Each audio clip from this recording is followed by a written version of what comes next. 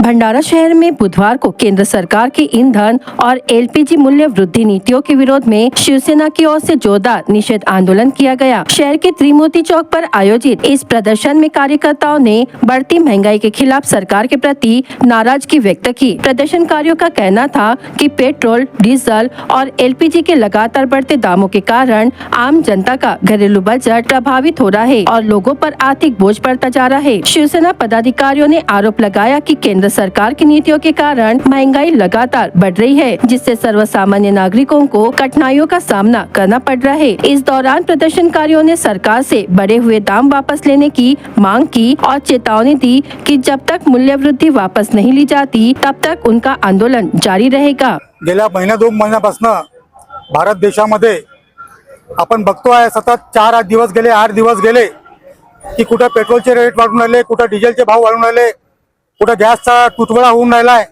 आणि त्या सर्व गोष्टीचा निषेध म्हणून भंडारा शिवसेना उद्धव बाळासाहेब ठाकरे पक्षातर्फे भंडारा जिल्ह्यातर्फे आज या ठिकाणी आम्ही निषेध आंदोलन करतोय। खरं म्हणजे केंद्र शासन नुसतं पेट्रोल डिझेलचे भाव वाढवत नाहीये, तर पेट्रोल डिझेलच्या माध्यमातून ज्या जीवनावश्यक वस्तू आहेत, रोजच्या दैनंदिन कामासाठी लागणारा भाजीपाला असेल, तेल, तिखट, मीठ असेल, डाळीचे भाव असतील, सर्वच बाबतीमध्ये महागाई वाढताना दिसत आहे आणि त्याच्यामुळे सामान्य माणसाचे जगणं या देशामध्ये दिवसेंदिवस कठीण होत चाललेलं आहे। आंतरराष्ट्रीय बाजारपेठेत आपण जर बघितलं तर कच्च्या तेलाचा जो प्रति बॅरल रेट आहे, तो आज जो रेट आहे तोच रेट हे सरकार स्थापन होण्यापूर्वी म्हणजे सन 2014 मध्ये सुद्धा जवळपास तोच रेट होता।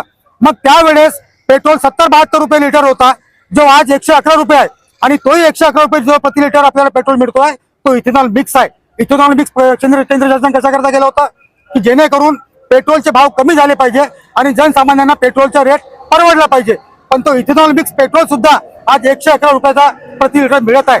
मग भाववाढ कुठे नसताना, कच्च्या तेलाची भाववाढ कुठे नसताना हा पैसा जो केंद्र शासनाच्या माध्यमातून जमा होतोय आज आता कुठे आहे आणि त्याची जड जी जनसामान्य माणसाला पोहोचते आहे ती अत्यंत दुःखद आहे। त्या गोष्टीचा निषेध करण्यासाठी आम्ही आज या ठिकाणी एकत्र आलो आणि निषेध आंदोलन करतोय।